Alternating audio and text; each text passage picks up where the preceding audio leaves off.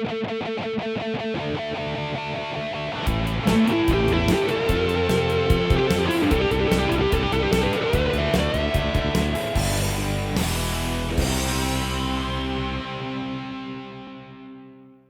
and welcome to a new episode of Geek Lunch Meat. I'm your host Chris. As usual, I hope you're all well out there. In today's episode, we are going to be unboxing and taking a look at Talisman Star Wars Edition board game. Now the game's been out a little while, I've only just got around to picking it up, so I thought we'd open it up and take a closer look at what's inside. If you like the video, don't forget to give it a thumbs up, really helps the video get seen, helps the channel out, and if you've not already subscribed, why not hit that subscribe button? And thank you to everyone that subscribed in the last couple of weeks, it's great to have you. Now, the original version of Talisman was released by Games Workshop back in 1983. We played it as kids, absolutely loved it. There were a bunch of expansions that went with it, and I remember sometimes we played games that went on, hours and hours and hours. Now, the original version of the game was basically set in the Games Workshop. I think it was the Warhammer fantasy world. So, orcs and goblins and elves and dwarves and all that type of thing. The main basis of the game is basically set up in, the board is sort of set out in different layers. So you have to make your way towards the middle layer in the original game to get the talisman. You couldn't just rush straight for the middle. You would just get absolutely annihilated. So you had to go around the outer layers first, building up your character's attributes, collecting new weapons and companions and things like that to help you out when you finally made your way towards the center of the board.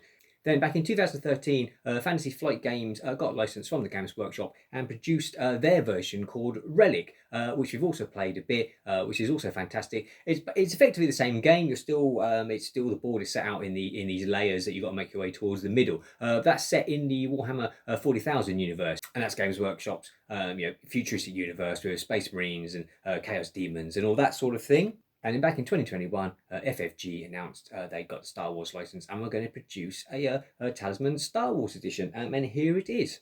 So without further ado, let's get the lid off and take a closer look. Okay, so you can see we've got a Talisman logo. It's a Star Wars edition, and we've got Force users, light side and dark side, fighting over. This is the Sith Wayfinder. You may remember from Rise of Skywalker. I believe in the game you need to have one of these to be able to enter into the higher levels. You'll see up here, ages 13 plus, so sort of pretty much all the family can play it, and 2 to 6 players as well. So you don't have to have a larger number of people to get the game going.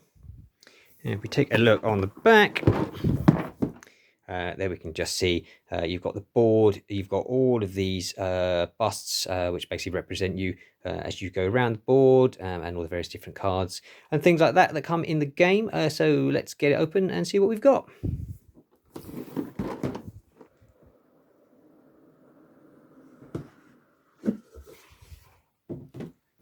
So first thing we've got is the rule book. It's not very thick. Talisman's not a particularly hard game to play. First of all, it just gives you an overview of what you should have in the box.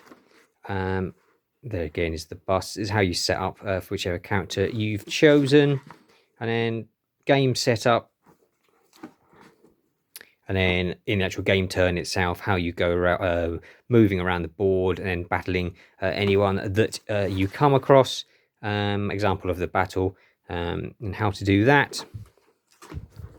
Just some various other rules and some specifics of certain squares you land on. You'll enable you to do different things. And I think Exegol is the square that you have to land on in order. If you've got the Sith Wayfinder, then you can enter the middle of the board and sort of try and win the game.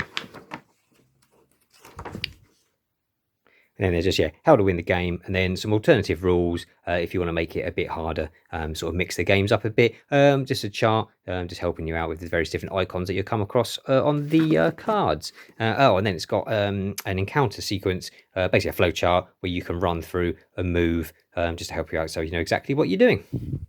So that's the rules. So this is the board. What I'll do, we'll get to that in a second because I'm going to have to unfold that. It's going to be quite big and I will have to probably move the camera. So we'll have a look at that in a sec. So first of all, you've got, these are the character cards you can play as. The Seventh Sister, Ezra Bridger from Rebels, obviously Luke Skywalker himself, Kylo Ren, Count Dooku, Rey, Vader, the Grand Inquisitor, Ahsoka Tano, Obi-Wan Kenobi, Mace Windu, or Darth Maul. So as you can see, they're all Force users. They've chosen, obviously, so that everyone has Force abilities, so that it's a bit more equal in the game. Over here, we've got, these are galactic credits that you can pick up and help you buy various items and equipment to help you as you progress. These are destiny tokens, I believe, which you can also pick up during the game, which give you different abilities and help you out that way. Then what we've got here are a big stack of encounter cards. These are basically what you'll pick up as you travel around the board. And there's all sorts of different things in this deck.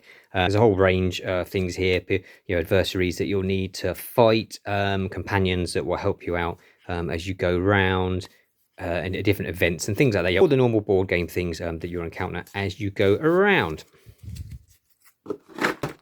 And then this deck is, I believe, so this is the market deck. Yeah, so this is, there you go, there's a Sith Wayfinder. So you will need one of those to go to Exegol and make your way to the center of the board to try and win the game.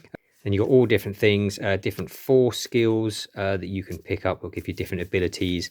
And then there's other, you've got all the equipment, blasters, robes, coaxium, vials, and lots of different things that will help you out during the course of the game. Just 6 ordinary 6-sided dice used for movement and combat in the game. Then these are, when you pick your character, you've basically got 3 attributes: strength, will, and health. The card will tell you what your starting levels are. You move these dials around to the required numbers, and then throughout the game, they will either go up or down, depending on how successful you are. I think when your health obviously reaches 0, your character is dead, and I think you can start a game with a new character. And then you'll roll dice and test against your strength and your will when fighting various different people that you come across. And these are the character busts that represent your character as you go around the board. You can see there's Vader. We've got Kylo Ren. I'll do some close-ups of the rest of them. I must admit, I enjoy painting minis. I must admit, I've got lots of games where I've actually picked them up because they've got good minis with them, painted all the minis, not actually got around to playing the game. I know, a shame. I think this is one of the reasons I didn't pick up this game when it first came out. I saw these busts and thought, oh, they'd be great to paint.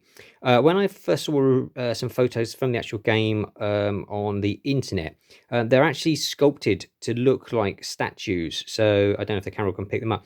They've got sort of cracks and fissures in them, as if they're old stone statues. So sort of painting them as the actual characters, you can't really do that. So all you can really do is paint them to look like stone. So what I'm going to do is try and paint them for all the light side users in maybe like a light grey stone, and the dark side users in a sort of a darker black sort of granite type stone effect. So I'll have a go at that later on. That's all the basic components of the game. There isn't much to it. As I say, it's quite an easy game to play. So now let's take a look at the board. So there's the board. I've had to pull the camera right back up to get it all in. As I said, you've got these different layers. You've got like this outer layer that you'll be going around, traveling around first of all, and then you'll move into the inner areas before trying to make your way here to Exegol with a Sith Wayfinder to try and get to the Citadel throne of the Sith in the middle there to defeat Palpatine. Lots of familiar Star Wars places to visit, branching across all the different media. I say this game takes in all of the films, sort of cartoons and comics and things like that. Here we've got Mandalore, Tatooine, Lothal from Star Wars Rebels, Coruscant, Ryloth, home of the Twi'leks. You've got Batuu, the planet that you can visit if you go to Disneyland or Disney World, to Galaxy's Edge, which is set there as well. Crate from The Last Jedi. Say loads of different places, and literally roll the dice. You'll travel around. If it's a particular square like Mandalore, that you can choose to do certain things, or you just take an encounter card and then do whatever the card says. So yeah, I'm really looking forward to getting a game going. As I say, I've always enjoyed playing Talisman. Obviously, I'm a big Star Wars geek as well, so this is right up my alley. The idea of adding Force powers to the game to mix it up a bit sounds great to me. And yeah, really looking forward to giving this a bash. Hope you've enjoyed this unboxing video. If you've played Talisman Star Wars, leave us a comment below. Let us know what you think, or indeed if you've played any of the other versions of Talisman as well. Thanks for watching. Until next time, eat geek and be merry.